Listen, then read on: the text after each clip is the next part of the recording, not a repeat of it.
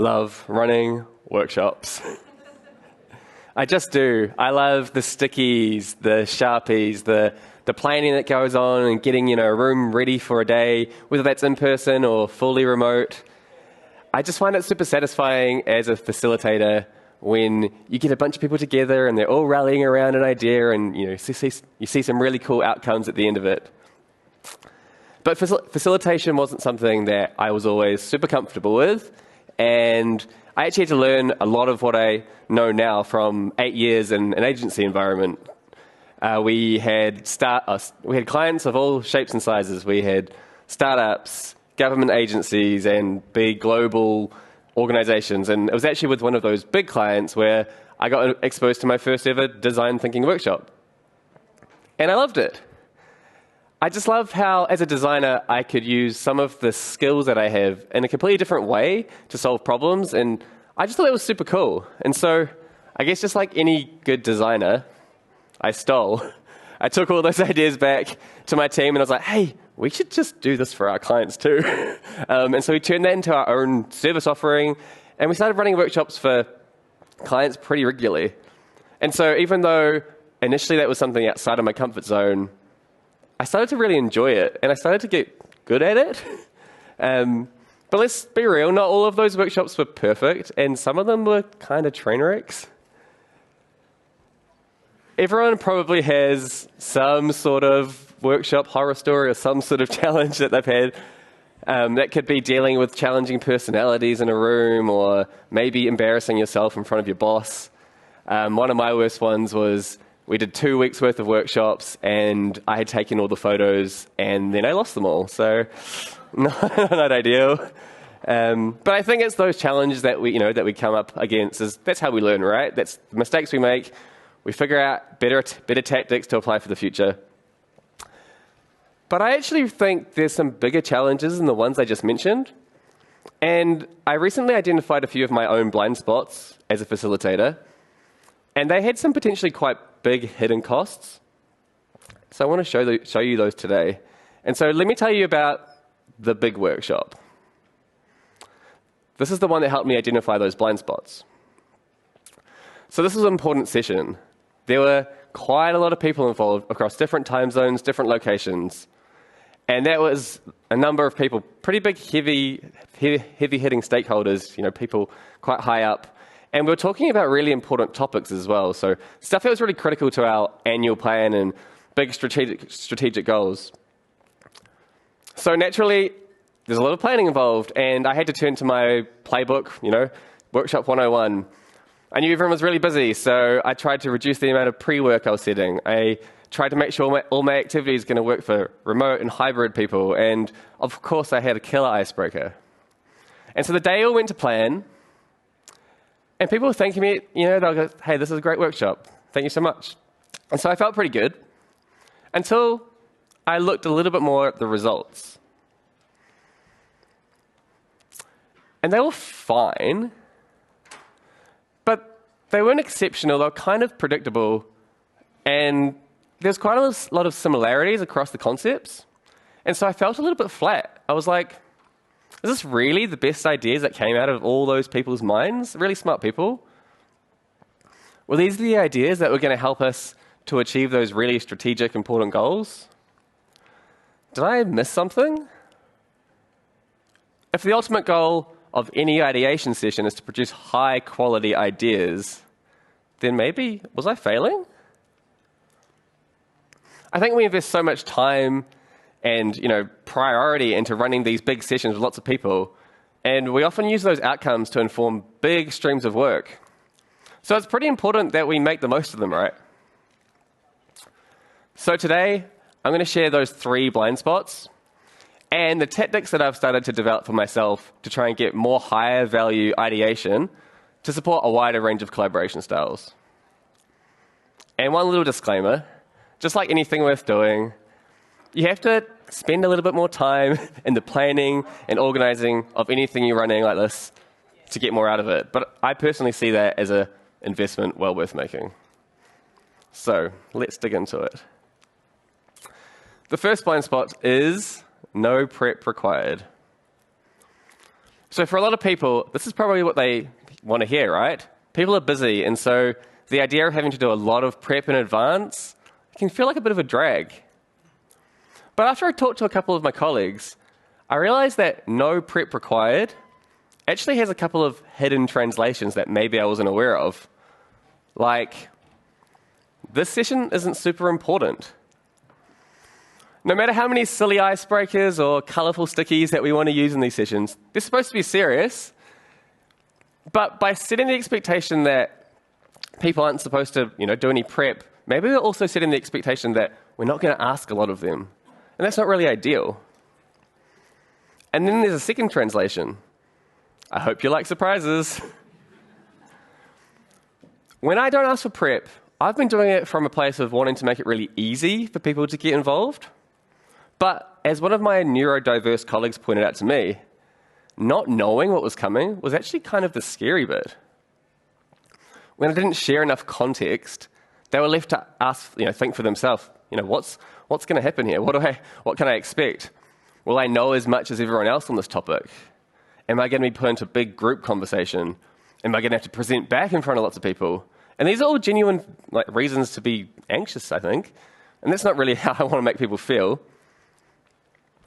So what can we do to change this? Well, for me, it's a bit of homework.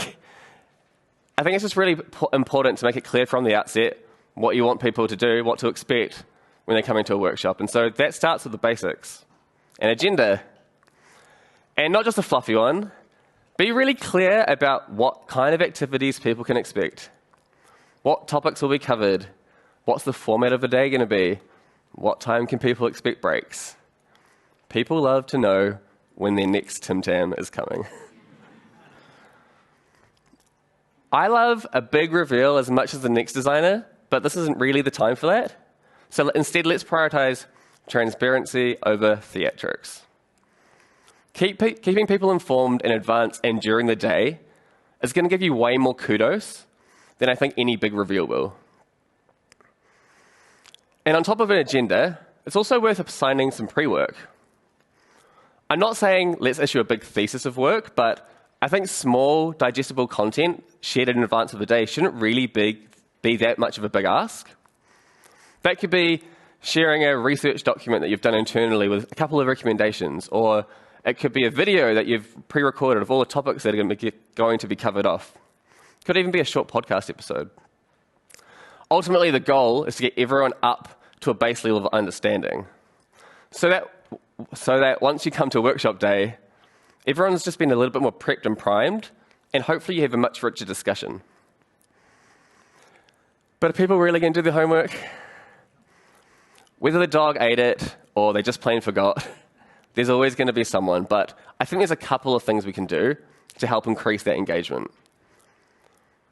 And the main one for me is by setting a bit more of an assignment attached to that pre-work. So the best way I can explain this is, if I say to you, hey, we've got this workshop coming up next week, can you just read this document and then come ready for it, by next week? People might go away and go, yep, okay, I might skim it over lunch and come next week. Maybe I've absorbed some of it, maybe I haven't. But if I say, hey, can you come back to the workshop next week and bring the 2 or 3 things that resonated the most with you from this pre-work, even though it's almost the same assignment, people are now just going into it looking for things. They're actively looking at the content and being ready for the session to bring something to the table. Even if you're not asking them to necessarily present it back, just a little tactic I found that works. And I guess ultimately it's just on us as facilitators, just not let people forget. People are busy, and even if they have the best intentions, sometimes they just lose track of time. So whether that's messages on Slack, or constant reminders at stand-ups, or printing out reminders on the wall, just do whatever works. Okay, blind spot 2. We're going to break into groups. These are probably words that cause excitement, but also a bit of dread in attendees. And don't get me wrong, I think that group work has plenty of merits, but also quite a lot of pitfalls. And if you're using breakout rooms as a way to have a break from facilitating yourself, then maybe it's time to rethink that. I think it's natural that when you have lots of people, you want to split into groups because more people split into more conversations means we can, just have more chat happening all at the same time. But I think catering to all those different styles is not really easy, and a lot of people don't really like this type of work, and it can be the reason that maybe they don't want to come to your workshop in the first place. So again, I want to stress, make it really clear before the day we are going to have some group work, and maybe here are the tactics or approaches we're going to be using so that people just feel a little bit more comfortable coming into it. Let's imagine that this is your workshop room, full of people.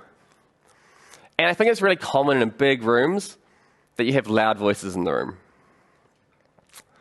But unfortunately, when you have those loud ones, those other ones get a little bit smaller.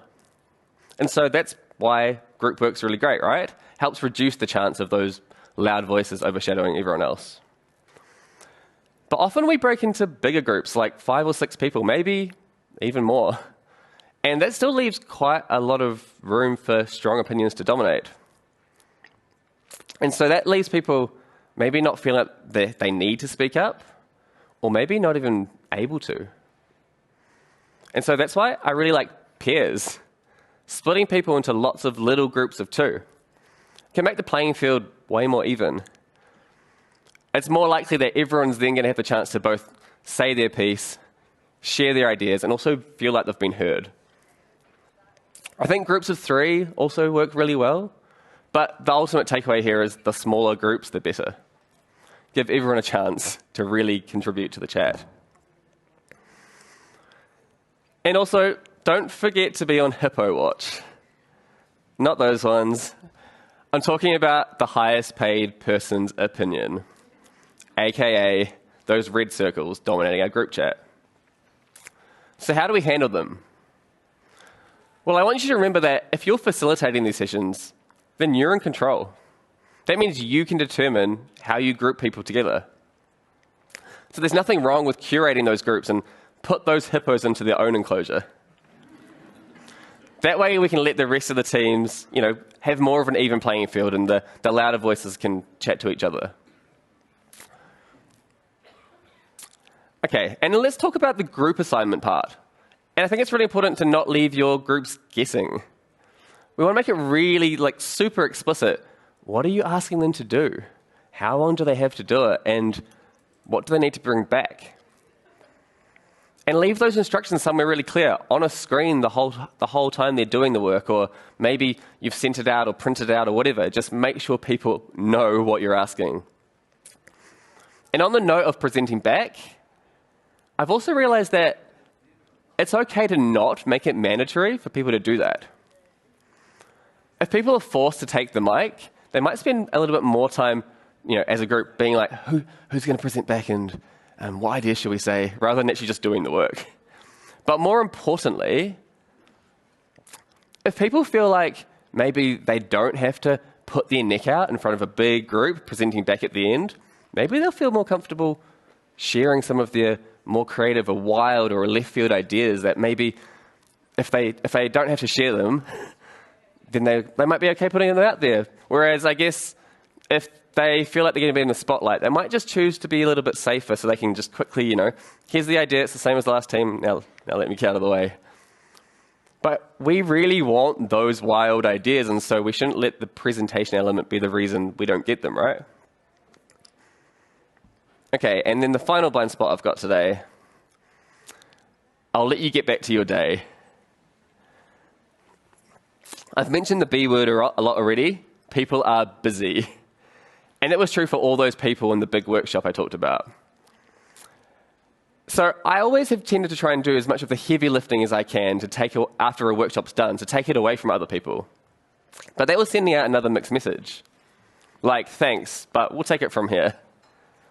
And there's normally a really positive buzz at the end of a workshop. And that's a good thing, but instead of harnessing that excitement, I was effectively shutting it down.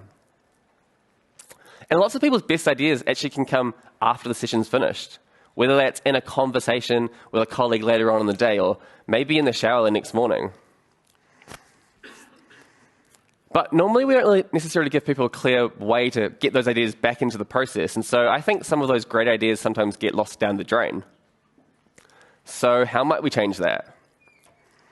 My tactic is to create a format for idea submission, a framework where people can submit their ideas days, weeks beyond the workshop. That way they can think about their concept in a little bit more depth and then share it in a way they feel proud. So what might that look like? It could be a gallery-style board where everyone uploads a sketch that they've done and maybe adds some notes and annotations. And side note, I genuinely think pen and paper still a totally valid way to workshop, even in a remote, workshopping world. Could be a Google form where people just answer a couple of questions and submit an image of their best idea. Or maybe just an email address so they know who to talk to once this whole thing's done. For every workshop that I've been running, I've started to include a slide that looks something like this. As well as thanking people for their time, I also make it really clear what the next steps are. But also, I want to make it really obvious that the conversation is not over right now. So I ask people, take a photo of the slide or a screenshot, and just, even if you don't have an idea right now, that way, come next week, if you have something, you know how to get in contact and we can get that conversation going. And crucially, I think that the submission format isn't just limited to not limited to just post-workshop ideas. I actually have started using the same format during the workshop day itself. And that seems to support a super wide range of people, whether they're in the room, fully remote, or even async. And remember how I mentioned not making it mandatory for people to share back? I think using a format like this means those ideas are captured whether it's during the session or afterwards. And I think it's key to remember as well, the workshop's just the start of the journey. So trying to get as many people involved and asking them how they want to be involved going forward is a really important step to do. You might be surprised by how many people want to be involved going forward. Okay, so I've shared the 3 blind spots that I've found in myself already, but I'm sure I have plenty more. And so at this point, I'd like you to all ask yourself, what are my blind spots? Maybe you've already discovered some of yours, or maybe you need to do a bit of investigation like I have. Maybe you've already got a list of tactics that you're already employing. And I'd love to hear from you. If you're interested, take a snap of the slide, and please do share any of your own tips, any little tricks that you've got that you've been using as a facilitator. I think there's probably loads of small little things we can all do as facilitators.